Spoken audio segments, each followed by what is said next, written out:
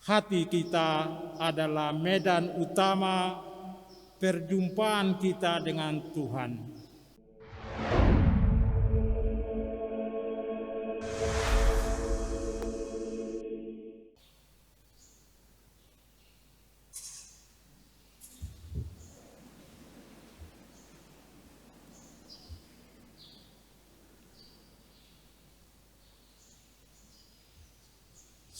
Siapkan jalan Tuhan. Umat Allah yang terkasih dalam Tuhan kita Yesus Kristus, Bapak, Ibu, saudara-saudari yang terkasih, umat yang ada di rumah-rumah dan juga di mana saja kita berada, kita mendengarkan dalam pembacaan pertama, Nabi Yesaya kali ini tampil di tengah-tengah umat Israel untuk menghibur Israel. Untuk menghibur mereka, umat Israel akan segera dibebaskan dari situasi hidup padang gurun. Pengalaman masa pembuangan Babel. Pengalaman hidup kering kerontang secara jasmani dan spiritual. Paling kurang inilah situasi padang gurun ketika umat Israel putus harapan hidupnya. Dalam situasi dan kondisi ini, Allah sendiri akan menuntun mereka bagaikan gembala yang menuntun domba-dombanya. Untuk itu, Nabi Yesaya mengingatkan mereka agar segera menanggalkan dosa-dosa mereka. Dalam bahasa Nabi Yesaya, yakni tindakan menyiapkan jalan bagi Tuhan. Meluruskan jalan di padang gurun, menimbun lembah, meratakan gunung dan bukit, mendatarkan jalan yang berbelok-belok. Hati kita adalah medan utama perjumpaan kita dengan Tuhan. Maka harus dipersiapkan. Saudara-saudari yang terkasih dalam Tuhan kita Yesus Kristus. Dalam pembacaan kedua,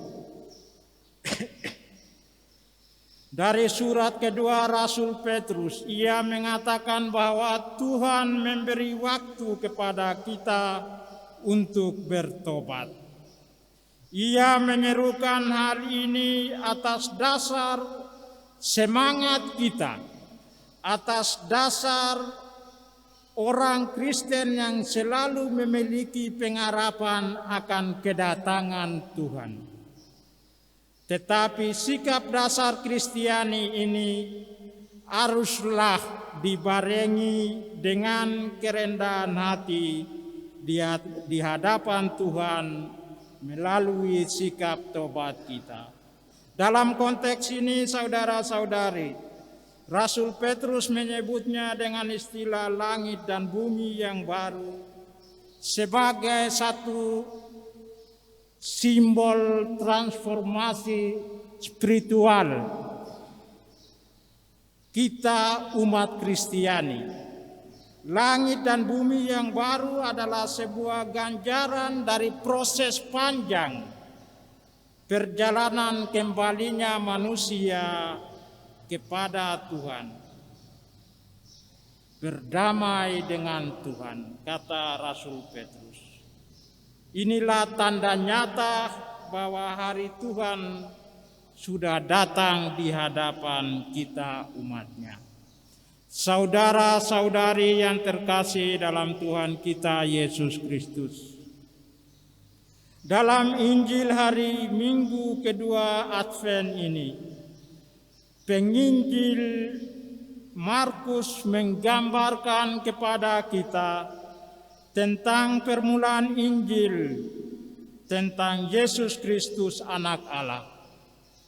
Seperti tertulis dalam kitab Nabi Yesaya, Lihatlah, aku menyuruh utusanku mendahului engkau. Ia akan mempersiapkan jalan bagimu. Apa yang dinubuatkan Nabi Yesaya terpenuhi dalam diri Yohanes Pembaptis, yang menyerukan di padang gurun tentang pertobatan dan pembaptisan.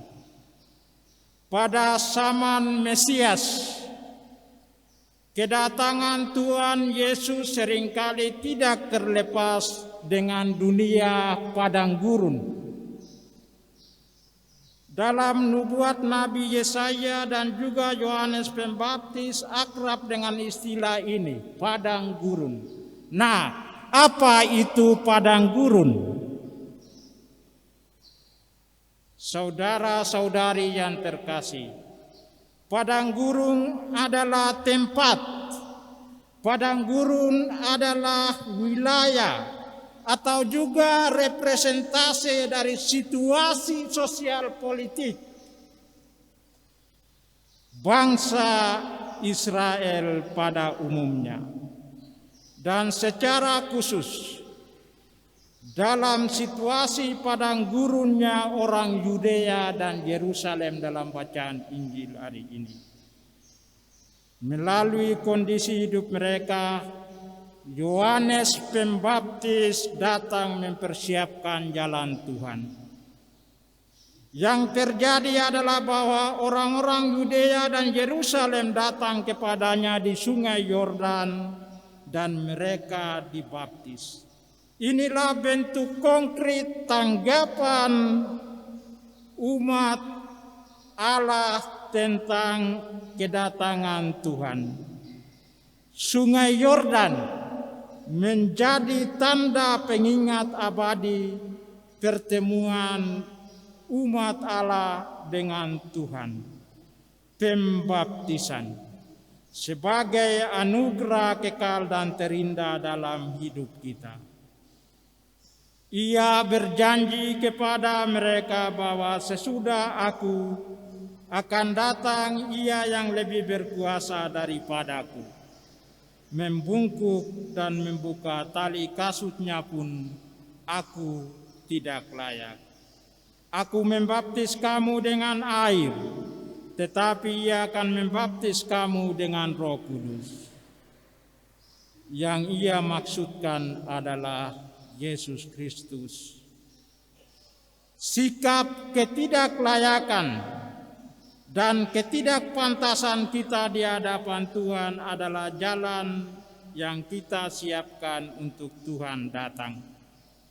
Mari kita melihat sosok Yohanes Pembaptis, bahwa hidup dan mati raganya di padang gurun menjadi contoh dan teladan nyata sebuah tindakan pertobatan. Umat Allah yang terkasih dalam Tuhan kita Yesus Kristus, di zaman hidup kita saat ini, kita tidak perlu hidup di padang gurun.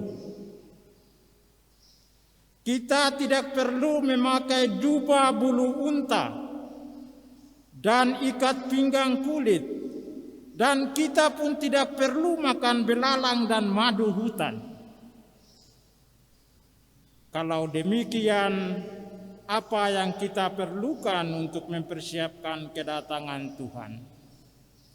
Saudara-saudari terkasih, yang kita perlukan adalah ketotalan sikap batin, menyingkirkan situasi padang gurun batin kita tahap demi tahap di masa-masa penantian ini yang mengarah kepada kehendak Tuhan.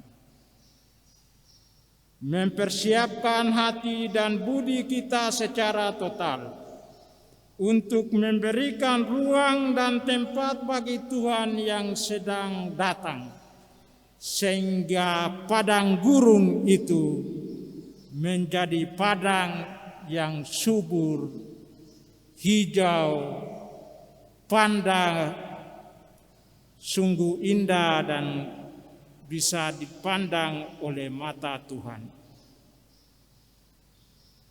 Itulah persiapan batin kita. Saudara-saudari yang terkasih dalam Tuhan kita Yesus Kristus, Tuhan juga mengundang kita semua hari ini bersama Yohanes Pembaptis untuk berpartisipasi, mempersiapkan jalan Tuhan. Hati dan budi kita adalah jalan untuk mempersilakan Tuhan datang melalui 4 masa penantian ini. Melalui peristiwa Yordan hari ini, kita pun dipanggil untuk menyegarkan janji pembaptisan kita, menyegarkan kristianitas kita, dan menyegarkan iman kepercayaan kita pada masa penantian ini. Umat Allah yang terkasih dalam Tuhan kita Yesus Kristus, semoga dengan bantuan iman kepercayaan kita, semoga dengan bantuan Allah, kita mampu menanggapi ajakan Yohanes Pembaptis hari ini untuk bersama-sama mempersiapkan jalan Tuhan. Amin.